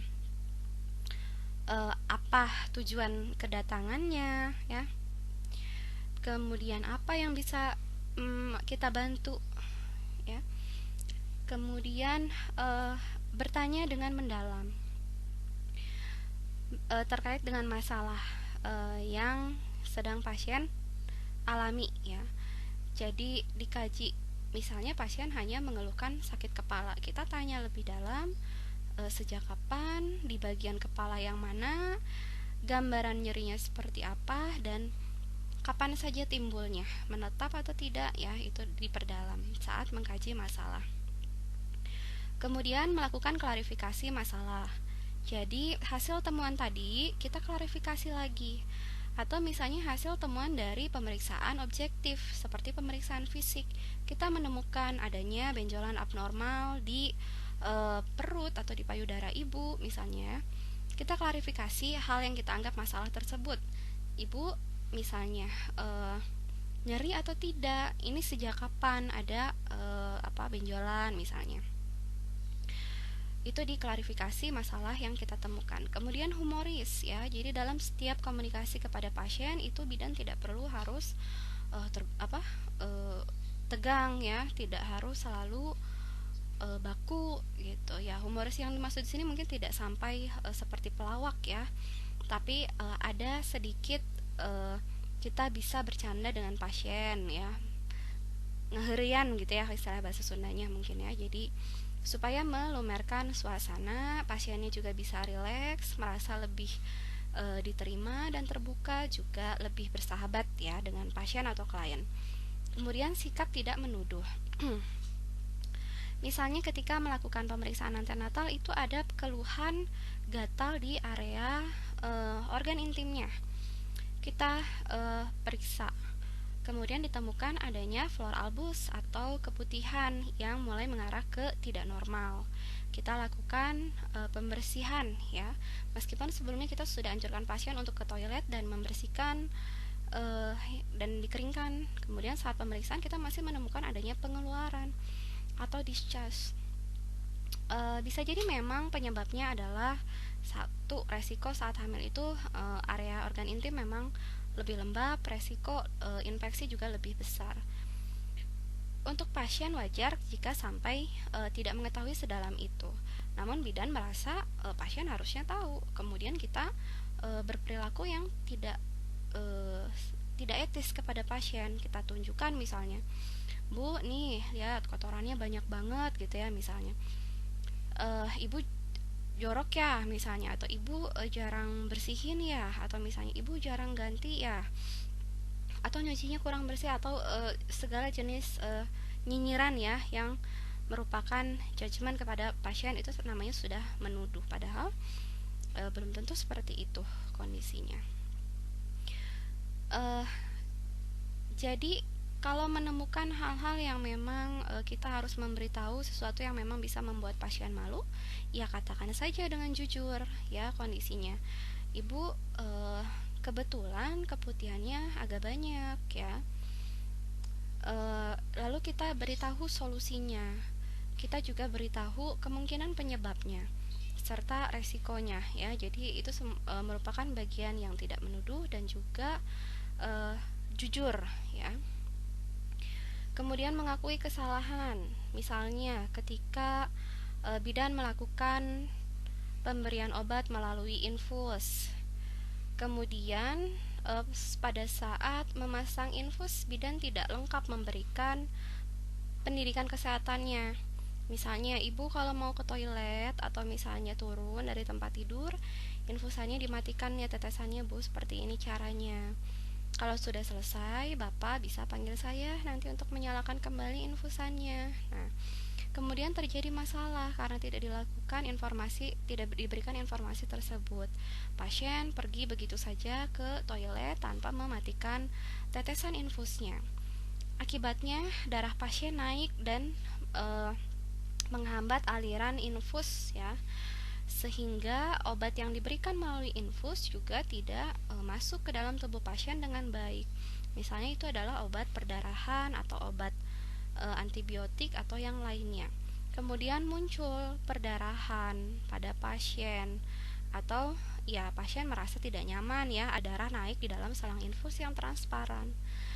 Di kondisi seperti itu, setelah dipanggil oleh pasien, maka bidan harus mengakui kesalahan. Oh iya ibu, mohon maaf, tadi saya tidak memberitahu ya kalau ibu mau ke toilet harusnya dimatikan dulu. Nah, dan seterusnya. Jadi tetap tidak hanya ibu sih ya ke toilet, atau ibu terlalu banyak gerak segala macam yang sudah menyalahkan pasien dan akhirnya menuduh. Itu tidak diperkenankan ya. Maka teknik terapeutik ini tidak berjalan kalau begitu, malah kondisi pasien nanti menurun, bukannya mengarah ke kesembuhan. Kemudian pengakuan fasilitas, menghargai hak klien dan pemberian izin. Pengakuan fasilitas, kita tidak hanya memberikan fasilitas dasar ya kepada pasien, tetapi jika terjadi hal-hal tertentu, entah itu efek samping atau resiko yang membutuhkan ketersediaan fasilitas lainnya, misalnya seperti ibu tiba-tiba sering pipis ya karena blasnya atau kandung kemihnya masih tertekan oleh uterus yang masih cukup besar. Nah, itu kita harus beri fasilitas ibu, bantu untuk ke kamar mandi, atau misalnya ibu memang mengalami kondisi yang tidak memungkinkan untuk berjalan, jangan malas, kita berikan ibu pispot dan bantu ibu untuk buang air kecil. Kemudian menghargai hak klien, jangan misalnya kita melarang pasien untuk bertanya. Kemudian pasien nanya ketika kita mau memberikan obat, atau misalnya ketika pasien bersalin, ya, kita hargai hak pasien mau ditemani oleh siapa. Jangan larang orang-orang yang justru sebetulnya bisa mendukung proses persalinan tidak masuk, ya, melarang masuk. Berikan kesempatan pasien untuk memenuhi haknya selama tidak melanggar kebutuhan atau tidak menimbulkan resiko lebih buruk. Kemudian memberikan izin. Selain atau misalnya tadi, ya, ketika pasien bertanya itu selain menghargai hak klien, tapi juga kita memberikan izin. Kemudian juga hal yang tadi kita melibatkan pasien, berikan izin saja, tidak apa-apa. Termasuk juga tadi, ya, ketika bersalin, siapa yang bisa mendampingi ibu, berikan izin, ya. Segala bentuk ketika kita memberikan izin kepada klien yang sekiranya bisa menunjang kesembuhan klien dan tidak menimbulkan resiko lebih buruk, maka itu merupakan bagian komunikasi atau teknik terapeutik. Kemudian komponen lainnya, ya, yang menurut Lerman, ya, itu bisa diuji cobakan di dalam asuhan kebidanan yang kita libatkan klien juga, yaitu pemberdayaan atau empowerment. Ya, ini proses memberikan kekuatan dan kekuasaan. Jadi bidan bisa melakukan pendekatan kepada pasien untuk meningkatkan meningkatkan kemampuan pasien, gitu, ya. Misalnya melakukan koreksi atau penilaian atau juga dukungan. Contohnya adalah ketika ibu sudah bersalin, kita bisa kita bisa melibatkan pasien, ya, untuk sama-sama menilai kondisinya. Ketika sudah bersalin, kondisi rahim ibu itu harus berkontraksi, ditandai dengan ketika kita palpasi atau meraba bagian perutnya, itu teraba rahim ibu mengeras seperti batu, ya, literally atau harfiah, ya, memang mirip seperti batu keras. Itu menandakan hal yang baik sehingga ibu tidak perdarahan. Nah, bidan memiliki keterbatasan, misalnya waktu dan tenaga di luar dari waktu yang sudah ditentukan, ya. Misalnya setiap setengah jam atau setiap 15 menit pada jam pertama memang harus kita periksa. Tapi di luar itu ada yang namanya perdarahan postpartum. Untuk menghindari resikonya, kita bisa mengedukasi pasien dan keluarga. Libatkan pasien bahwa pasien bisa menilai kontraksinya buruk. Arahkan tangannya ke arah perut, Bu, ini kerasa yang keras. Ini rahim ibu, ya, harus begini, ini bagus supaya tidak perdarahan, dan seterusnya. Kemudian juga diedukasi kepada lingkungan atau keluarganya. Itu berarti kita sudah melakukan penguatan kepada klien untuk melakukan penilaian terhadap kesehatan dirinya sendiri. Kemudian hubungan sesama, ya, atau lateral relationship. Nah, ini meliputi menjalin hubungan yang baik dengan klien, bersikap terbuka dan sejalan, ya, dengan klien. Jadi akan menjadi sangat baik kalau kita bisa berkomunikasi secara positif. Bukan berarti apa yang klien utarakan itu yang salah itu akan kita anggap benar, bukan juga. Tapi kita bisa reinforcement namanya. Jadi apa yang pasien akan ketika sudah betul, ya, tapi belum tepat, misalnya bagus, pinter, misalnya kita dukung. Atau misalnya ketika pasien sedang melahirkan, mengejan, sudah tenaga mengedannya sudah keras, sudah kuat, tapi belum betul posisinya, pintar, tetap kita sebutkan, dukung ibu, reinforcement, kemudian kita arahkan. Bisa sambil disimpan ibu panggulnya, gitu, ya. Nah, itu namanya sejalan. Bukan berarti kita salah kuat tapi panggungnya tidak disimpan misalnya, itu juga tidak betul ya caranya. Kemudian teori Ernestine Weidenbach ya. Jadi beliau juga sama dengan Reva Rubin, adalah perawat kebidanan ya, punya sebetulnya melahirkan teori-teori lain yang sudah dibukukan ya, namun teori beliau yang kita gunakan pelayanan kebidanan salah satunya adalah ini.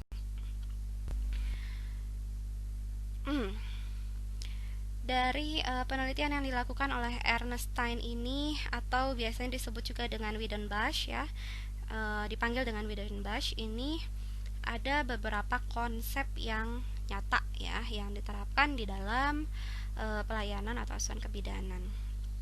Karena beliau adalah perawat juga, maka ini juga diterapkan di dalam asuhan keperawatan. Jadi di dalam asuhan yang diberikan ada yang namanya the agent ya, itu adalah pemberi pelayanan, bidan atau perawat atau tenaga kesehatan profesional lainnya. Di sini sangat kuat peran dari konsep asuhan masing-masing disiplin profesi, seperti filosofi, tujuan asuhan, tindakan yang diberikan, dan juga cara memberikan tindakan. Ya, itu dipelajari oleh masing-masing tenaga profesional di kesehatan. Salah satunya adalah bidan. Makanya ya adik-adik juga dipaparkan ya materi mengenai filosofi ini. Kemudian ada komponen konsep the recipient ya, atau penerima pelayanan, yaitu klien. Klien boleh individu, yaitu ibu atau keluarga atau remaja atau masyarakat. Jadi konsep ini adalah di mana klien itu harus mau memenuhi kebutuhannya terhadap bantuan atau menerima pelayanan atau asuhan yang diberikan oleh bidan atas indikasi yang sesuai. Kemudian konsep yang ketiga adalah the goal atau purpose ya, yaitu tujuan dari proses asuhan yang diberikan. Tujuannya adalah untuk membantu memenuhi kebutuhan klien ya, yang pastinya membutuhkan kebutuhan atau membutuhkan bantuan ya. Jadi bisa berbentuk konseling maupun tindakan asuhan kebidanan. Kemudian konsep selanjutnya adalah the means ya. Jadi ini merupakan metodenya untuk mencapai kebutuhan asuhannya. Ada 4 tahap. Yang pertama adalah mengidentifikasi kebutuhan dulu. Kita kaji kebutuhan pasien apa sih gitu ya, ada masalah apa berdasarkan masalah yang ditemukan. Kemudian memberikan dukungan dalam mencapai pertolongan yang dibutuhkan. Yang pertama, kita menyediakan waktu untuk klien. Yang kedua, ya ketika kliennya sudah datang, kita berikan asuhan yang dibutuhkan. Atau misalnya kunjungan rumah, sebaliknya kita mengatur jadwal dan kita lakukan kunjungan rumah, memberikan bantuan sesuai kebutuhan ya. Misalnya pada bayi baru lahir, itu yang dibutuhkan adalah paling dasar konseling pendidikan kesehatan mengenai ASI eksklusif. Jangan kita berikan klien misalnya hadiah berupa susu formula karena bidannya disponsori oleh susu formula. Nah, itu tidak dibutuhkan. Kemudian koordinasi tenaga untuk memberikan bantuan. Jadi bidan ya bisa dibilang harus mau capek ya. Misalnya praktiknya sudah tutup tapi kebetulan ada klien yang datang terlambat 1 orang. Bidannya capek, nggak mau ngeladinin misalnya ya. Nah, itu salah. Jadi kita wayahna ya, kalau bahasa Sundanya tuh mengerahkan tenaga lebih untuk memberikan pelayanan. Begitupun pada pasien yang bersalin misalnya ya, kita harus bisa mendampingi klien. Inilah yang biasanya perannya tergantikan oleh ibu paraji ya. Ibu paraji itu mendampingi klien istilahnya tiap detik, tiap menit. Kalau bidan kadang apalagi yang dinas malam nih, hati-hati ya, kadang periksa dalam aja kelupaan gitu. Jadi harus memperhatikan kebutuhan kliennya untuk kita beri bantuan. Nah, ini salah nomornya ya. Untuk mengidentifikasi kebutuhan tersebut, tahapan-tahapan tersebut, asuhan kebidanan tersebut, maka ada yang harus dimiliki oleh bidan, yaitu pengetahuan, ya, kompetensi atau kemampuan berupa pengetahuan, kemudian judgement, penilaian, dan juga keterampilan di setiap asuhan yang akan diberikan. Judgement ini maksudnya adalah pengambilan keputusan ya. Kapan kita harus merujuk, harus melakukan tindakan, mendiagnosa dan lain-lain. Kemudian konsep framework ya. Jadi dalam asuhan yang diberikan kalau menurut Wijnberg ini ada yang namanya framework atau kerangka kerja yang terlibat di dalam konsep kerangka kerja ini adalah di ranah lingkungan sosial atau masyarakat dan organisasi profesi. Jadi ranah tersebutlah yang melakukan identifikasi, persiapan dan koordinasi sampai dengan validasi ya terhadap bidan ya, asuhan yang diberikan, kebijakan, kemudian penilaian, koordinasi dengan anggota dan validasi. Selanjutnya adalah teori Jeanbol ya, yang populer dengan istilah teori kursi goyang. Jadi menurut Jeanbol ini ibu ya yang mengalami segala bentuk transisi dari hamil, bersalin sampai dengan nifas itu kan bisa dibilang mengalami perubahan ya dari setiap tahap transisinya itu, proses transisinya itu. Nah, setiap proses tersebut yang dialami oleh ibu akan mempengaruhi, kalau menurut Jeanbol ini adalah akan mempengaruhi kepribadiannya, personalitinya gitu. Jadi dengan dukungan dari lingkungan ya, dari siapapun akan membantu ibu melalui masa-masa tersebut ya, terutama ya dari masing-masing teori juga dalam mencapai peran sebagai ibu ya. Nah, dalam hal-hal yang ibu alami tersebut ada peran bidan yang bisa dilakukan ya, seperti misalnya pada masa asuhan postnatal contohnya, atau postpartum ya.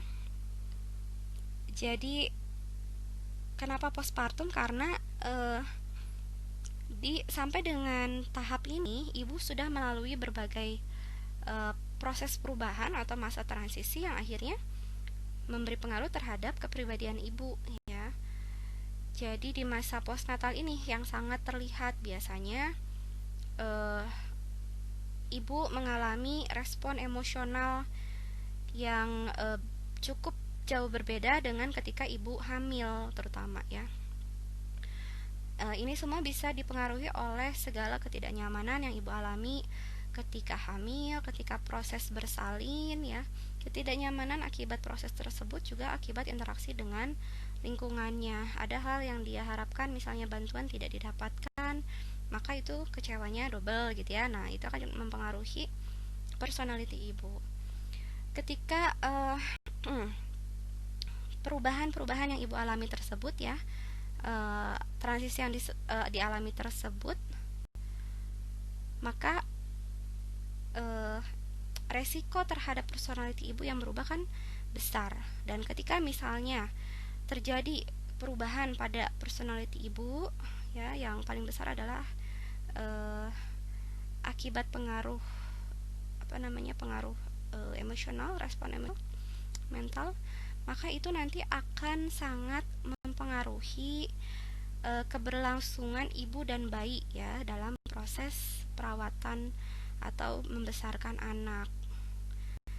Nah, ya kita tadi belum sampai dengan kaitannya dengan kursi goyang ya. Inilah kenapa disebut dengan teori kursi goyang. Jadi menurut Jean Paul ini ditemukan ya dari hasil penelitiannya bahwa dalam pelayanan maternitas itu dipengaruhi oleh 3 elemen.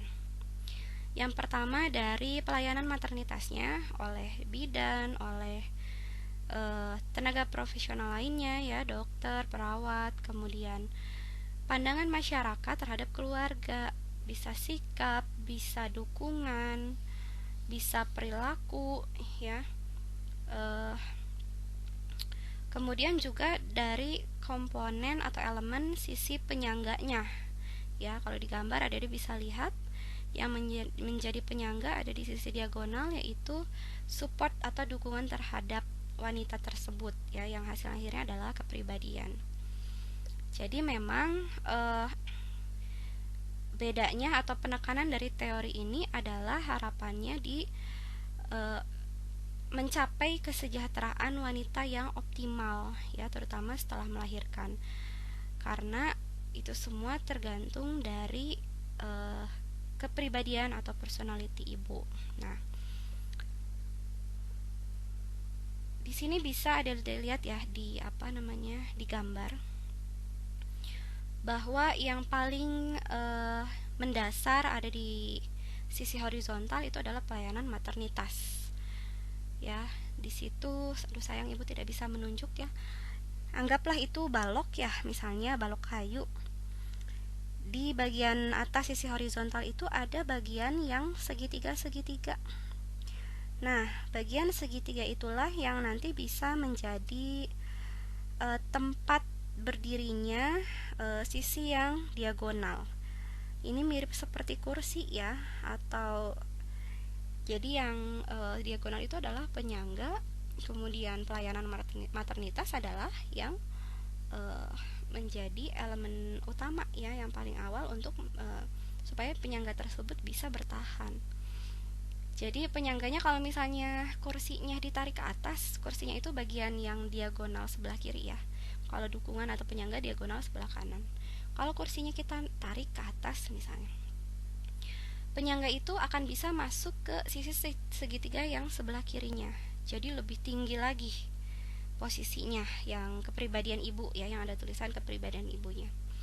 Dan seterusnya, semakin sedikit dukungannya, semakin melorot istilahnya ya kalau di kursi goyangnya, maka nanti kepribadian ibu akan menjadi semakin ke arah yang tidak baik. Nah, kemudian bagian yang melengkung adalah hasil paling akhirnya, hilirnya, yaitu kesejahteraan ibu, artinya kesehatan ibu dan bayi. Harapannya atau prinsipnya bisa kita bandingkan di gambar selanjutnya. Ya, di sini semakin terlihat bahwa ilustrasi gambar yang ditunjukkan adalah mirip dengan kursi goyang ya. Jadi teori ini mengemukakan tentang sebetulnya keseimbangan emosional ibu ya, yang diibaratkan dengan kursi goyang ya, karena penyebab dari kepribadian ibu sebelumnya itu adalah emosional ibu, kondisi emosi ibu ya.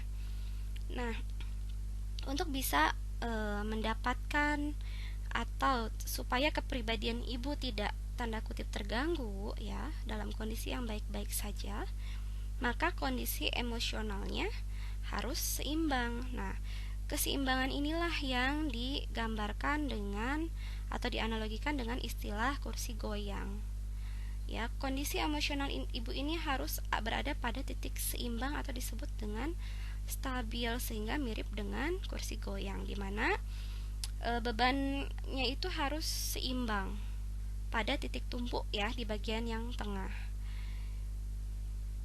Jadi kalau misalnya ada terjadi titik berat di salah satu sisi ya, maka bisa dibilang ibu sedang mengalami ketidakseimbangan emosionalnya, atau emosionalnya tidak seimbang. Itu akan menyebabkan pengaruh terhadap kepribadian ibu ke arah negatif, sehingga kesejahteraan maternal tidak akan tercapai. Jadi supaya mendapatkan kesejahteraan maternal, maka kepribadian ibu juga harus dioptimalkan. Maka jangan sampai terjadi ketidakseimbangan emosional, ya, yang mirip dengan fenomena kursi goyang. Supaya tidak terjadi ketidakseimbangan emosional ibu, ya maka berikan dukungan, ya, sokongan atau penyangga oleh dukungan keluarga atau tadi itu salah satunya sikap masyarakat, ya, dan juga layanan maternitas yang maksimal. Nah, selain dari analogi kursi goyang, teori John Ball ini juga melahirkan konsep, ya, yaitu konsep women, health, environment, midwifery, dan self.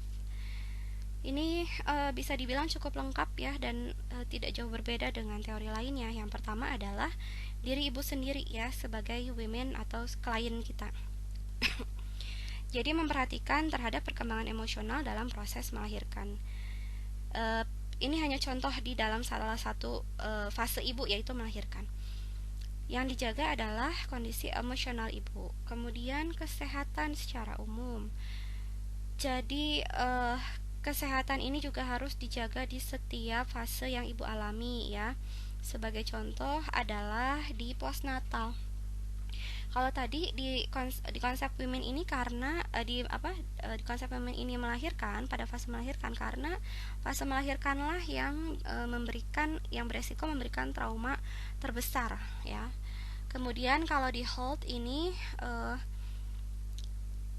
kita bahas dengan contohnya adalah di fase postpartum, karena di fase itulah biasanya kesehatan ibu sangat dipengaruhi oleh kondisi kepribadian ibu, ya, yang sudah melalui banyak sekali fase transisi, fase melahirkan dan kehamilan. Kemudian lingkungan contohnya adalah dukungan sosial, dukungan dari organisasi, dukungan berupa dukungan emosional, dukungan moral, dukungan material, ya. Kalau misal organisasi, ya berarti berupa dukungan seperti fasilitas, regulasi, ya, bagi bidan dan juga perlindungan bagi pasien. Kemudian bidannya, ya. Contohnya di kasus atau di fase postpartum, masa nifas itu dari segala yang sudah ibu alami, kehamilan dan persalinan, perubahan dan juga kondisi emosional yang tidak mudah, ya. Di fase ini terakumulasi. Nah, bidan bisa melakukan penelitian. Penelitian ini tidak hanya harus penelitian ilmiah, ya, tapi mengkaji dari riwayat ibu semenjak kehamilan sampai dengan sekarang di masa nifas misalnya. Kemudian juga mengolah data, ya, dari misalnya kondisi-kondisi pasien lain, mengkaji kemudian diolah keluhannya, kemudian resikonya, kemudian solusinya yang bisa diterapkan pada pasien tertentu, misalnya, ya, pengalaman bidan dari asuhan yang sudah diberikan terhadap pasien lain. Jadi menginvestigasi itu adalah penelitian. Kemudian konsep self ini bisa pada bidan dan juga pada ibu, ya. Sangat nyata atau jelas sebetulnya, ya, bagi bidan bahwa perannya dalam memberikan dukungan kepada ibu itu sangat penting, terutama di kuratif dan juga atau yang membutuhkan pengobatan, ya, treatment yang memang tidak bisa dilakukan oleh lingkungan, dan tidak kalah pentingnya adalah di promotif, ya, berupa edukasi dari semenjak kehamilan. Nah, semua itu karena bidan harus menyadari, ya, peran pentingnya terhadap ibu dalam mencapai perannya. maka bidan selalu memberikan dukungan dan bantuan kepada ibu bahwa ibu bisa mencapai perannya sebagai ibu. Begitupun ibu harus bisa dalam konsep ini menyadari ya bahwa ibu memang bisa mencapai peran tersebut ya. Baik, semua konsep ini dari semua teori ya itu sangat jelas memberikan pengaruh ke arah positif ya, meskipun ini cukup lama dimulainya.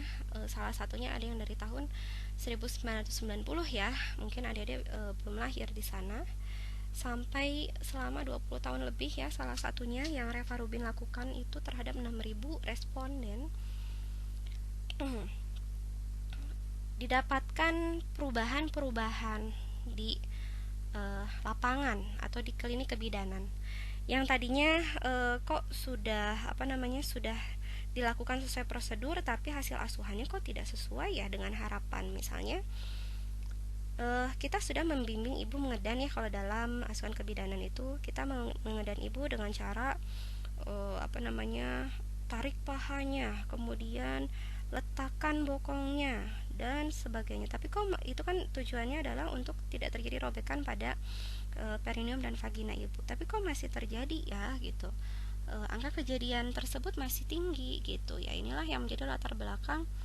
Intinya masalah yang terjadi itu menjadi latar belakang setiap pencetus atau yang melahirkan teori-teori ini untuk melakukan penelitian yang luar biasa hasilnya. Dan sekarang itu didapatkan perubahan. Salah satunya misalnya kalau dulu itu bersalin ya itu tadi ya, posisinya harus berbaring. Kalau sekarang posisinya itu boleh sambil jongkok, boleh sambil misalnya ada yang berdiri juga gitu ya, tapi itu tidak serta-merta bisa dilakukan begitu saja, harus ada kompetensi bidan didukung dengan kebijakan tempat pelayanan kesehatannya ya. Jadi dari satu hal saja, misalnya posisi ya, kita beri kebebasan kepada pasien senyaman mungkin secara psikologis ya, tadi aspek psikologis juga sangat besar pengaruhnya, sehingga angka kejadian robekan perineum itu juga ada perubahan. Kemudian keluarga diizinkan memberikan dukungan masuk ke dalam ruangan misalnya ya. Kemudian bidan lebih terbuka untuk mendengarkan klien, tidak tertutup, tidak tanda kutip judes gitu ya. Dan masih banyak yang lainnya nanti akan adik-adik perdalam di materi kuliah asuhan kebidanan. Dan mungkin di critical thinking juga mungkin akan membahas mengenai temuan-temuan ilmiah ya. Di situ adik-adik akan lebih leluasa lagi mendapatkan wawasan mengenai, bisa dibilang ini evidence based ya, bukti nyata yang bisa merubah bentuk dari asuhan kebidanan. Jadi sekarang adik-adik mungkin akan belajar nanti asuhan kebidanan pada kehamilan, persalinan ya, dengan sekian langkah. Nah, ketika adik-adik sudah menjadi bidan, sudah memberikan asuhan, kemungkinan akan ada perubahan. Nah, itu semua berdasarkan penelitian yang melahirkan bukti nyata atau evidence based namanya ya, yang serupa dengan teori-teori yang sudah kita bahas tadi. Baik, Ibu rasa untuk pemaparan materi mengenai teori dan model asuhan kebidanan ini cukup. Adik-adik bisa mengkaji lagi melalui referensi lain ya, supaya bisa mendapatkan lebih dalam pemahaman mengenai perbedaan dari tiap-tiap teori ya, terutama teori Reva Rubin dan Ramona Mercer yang cukup mirip-mirip. Kemudian juga tentang teori kursi goyang milik Jane Ball ya. Untuk itu semoga bermanfaat materi yang Ibu sampaikan, dan adik bisa mengulang video ini sampai dengan paham, dan jika tidak paham kita lanjutkan di diskusi ya. Namun ibu nitip untuk proses diskusi ini kan sudah yang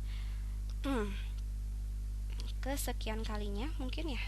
Ibu takutnya bercampur dengan mata kuliah dan di semester lain nih. Namun ibu akan paparkan di sini teknik diskusinya. Saat nanti adik-adik kembali ke kelas, kemudian ke kelas Google Classroom ya, kemudian di sana sudah tidak perlu menunggu ibu misalnya ya, karena ibu ya pasti sudah hadir. Tidak perlu menunggu ibu untuk bertanya, langsung saja adik-adik bisa mengajukan 5 pertanyaan dulu pertama ya, 5 penanya dulu maksimal.